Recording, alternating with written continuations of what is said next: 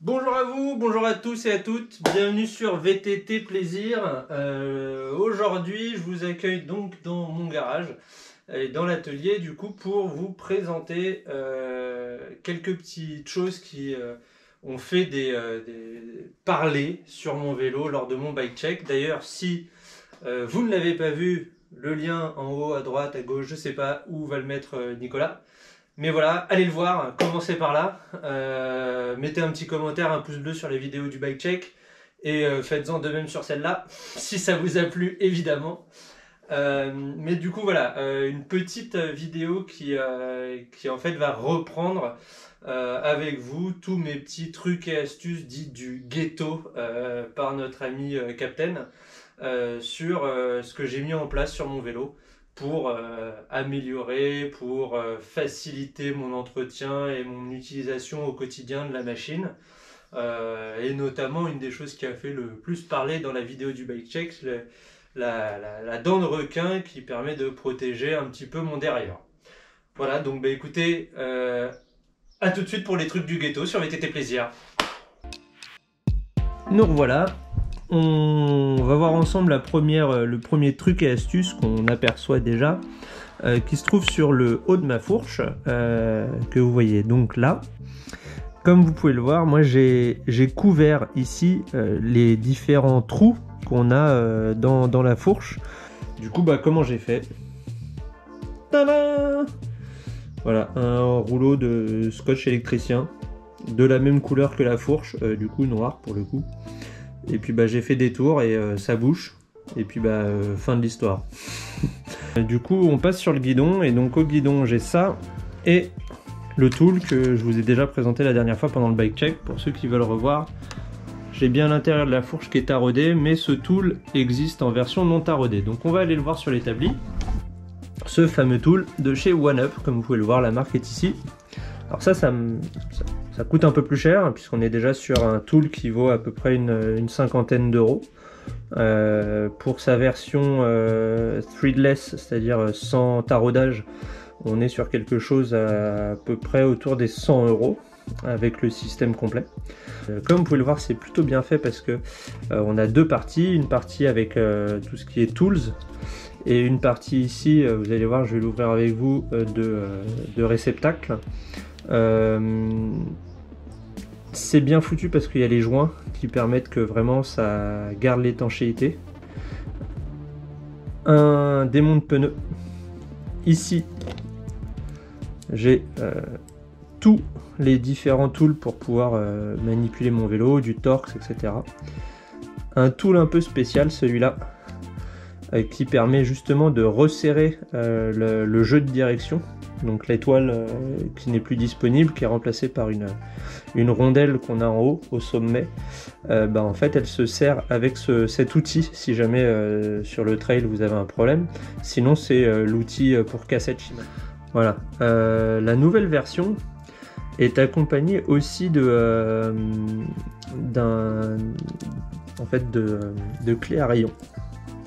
Et bah, c'est pas mal foutu parce que du coup, si vous avez un rayon qui se détend pendant une rando, c'est plutôt pratique de pouvoir le remettre en place. Comme vous pouvez voir, il y a un sens pour le remettre.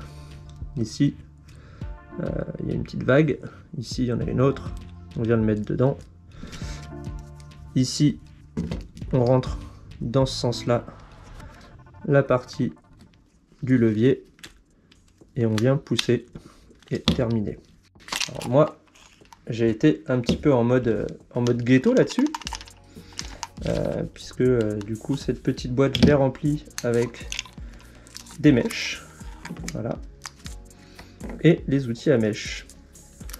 Alors du coup j'ai toujours ça sur moi, hyper important pour moi parce que bah, du coup à l'arrière, je sais pas si je vous ai dit, mais j'ai un insert, donc une mousse dans le pneu. Comme vous pouvez voir, il y a un petit récipient, on peut y mettre ce genre de choses. Vous pouvez mettre des rustines, etc. Et en fait, normalement, c'est fait pour venir y mettre une bonbonne de gaz CO2. Alors, qu'est-ce que j'ai fait moi? J'ai acheté un kit mèche avec les outils. Et puis, j'avais des vieilles bonbonnes. Donc, j'ai coupé les bonbonnes, les pas de vis des bonbonnes. j'ai limé et poncé mes outils et j'ai collé l'outil dans le pas de vis et du coup bah hop, je le mets dessus et comme ça j'ai une bonne prise en main pour pouvoir soit limer le trou, soit mettre une mèche. Voilà, ça c'est vraiment la petite astuce ghetto, comme dirait mon ami Captain, pour avoir tout sur soi. Et franchement, je regrette pas cet investissement. Alors là, c'est un petit peu galère à rentrer parce que, bah, comme vous avez vu, c'est du fait maison pour le petit outil, donc il est légèrement de travers, mais ça finit par rentrer, voilà. Voilà, ça je recommande, clairement. Moi, j'ai opté pour la pompe, une petite pompe, et toujours avec moi, j'ai une chambre à air. J'ai décidé de ne pas avoir de bouteille parce que pour l'instant j'ai pas trouvé encore le bidon et le porte-bidon qui me plaît. Il n'y a rien du ghetto. La petite pompe, rien du ghetto non plus. Par contre, comment est protégée la petite pompe et comment est protégé mon cadre de cette petite pompe, ça c'est un peu ghetto. Donc en fait, comme vous pouvez le voir, j'ai collé des patins de dessous de chaise ou de dessous de table sur une protection parce que j'ai mis un Clair Protect en dessous quand même sur tout mon cadre. Mais du coup, bah, j'ai collé ça en plus parce que bah, d'une part, je voulais pas que ça tape constamment en termes de vibration. Et puis d'autre part, je voulais pas abîmer mon cadre. Donc bah du coup, ça, Captain, c'est ghetto ça. Et on passe sur la partie tige de sel et là ça c'est du pur fait maison. Bah, tout simplement c'est une chambre à air avec un riselant en haut, un riselant en bas. Pourquoi cette chambre à air? Certains vont dire mais c'est dégueulasse. Oui, ils ont raison, c'est moche, c'est dégueulasse, mais ça évite tout simplement d'avoir de la boue qui vient se loger sur la tige de sel et surtout sur la partie du piston qui va rentrer dans la tige et qui fait que ça devient clairement dégueulasse. Ça raye, enfin bref, c'est une horreur. Alors ça empêche pas, hein, mais ça réduit énormément. Et on arrive aux convoitises, au désir de tout le monde. Mais en fait, je vais vous le garder pour juste après. Parce qu'il y en a un autre ici. Alors moi j'ai un câble là, mon câble de derrière. Bon, là, la prochaine fois que je dois le retendre ou quoi, je change le câble, hein, soyons clairs. Mais ici, comme vous voyez, mon arête de câble, et ben en fait c'est de la gaine thermo rétractable. Voilà, c'est pas mal, ça marche bien. On arrive là-dessus. Donc vous vous demandez tous qu'est-ce que c'est, où est-ce que j'ai trouvé ça, comment, pourquoi. C'est du vrai carbone.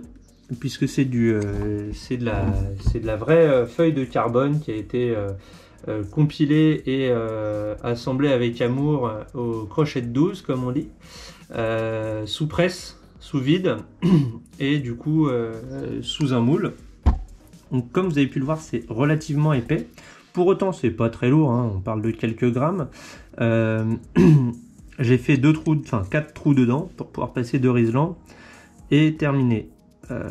Clairement, ça va pas protéger le dérailleur dans le sens où c'est hyper mobile en fait et le cadre va pas le retenir. C'est-à-dire que s'il y a un gros rocher qui passe dans le coin, il arrache la dent, il arrache le dérailleur avec.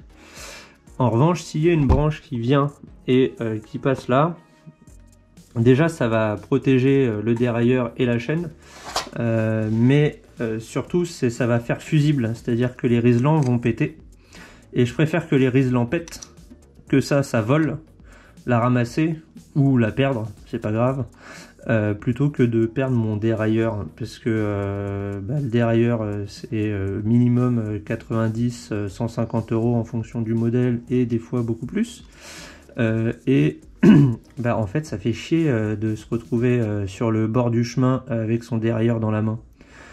Du coup voilà, j'ai fait le tour de tous mes petits trucs et astuces. Finalement j'en ai pas tant que ça, mais mais moi je les ai trouvés assez fun à vous montrer. Certains sont vraiment très utiles, je regrette pas de les avoir mis en place. Si vous en avez d'autres, je sais que par exemple certains vont utiliser les intérieurs de leur grip ou les trous dans les axes de pédalier. Envoyez-moi les vôtres, je suis vraiment intéressé parce que ça c'est des trucs qu'on se passe de la main à la main ou qu'on voit sur les vélos des autres. Et puis il n'y a pas beaucoup de monde qui est inventif et qui trouve des idées intéressantes et utiles. Donc je vous encourage à me donner vos trucs, je serai ravi d'en discuter avec vous. J'espère que vous avez appris des choses, qu'il y en a que vous allez retenir, utiliser j'espère, et j'espère que ça vous a plu. Donc un petit commentaire, un petit pouce bleu, un abonnement, un partage. Ça nous fait toujours très plaisir, et ce qui nous fait le plus plaisir c'est l'engouement que vous avez à continuer à regarder nos vidéos et à en profiter.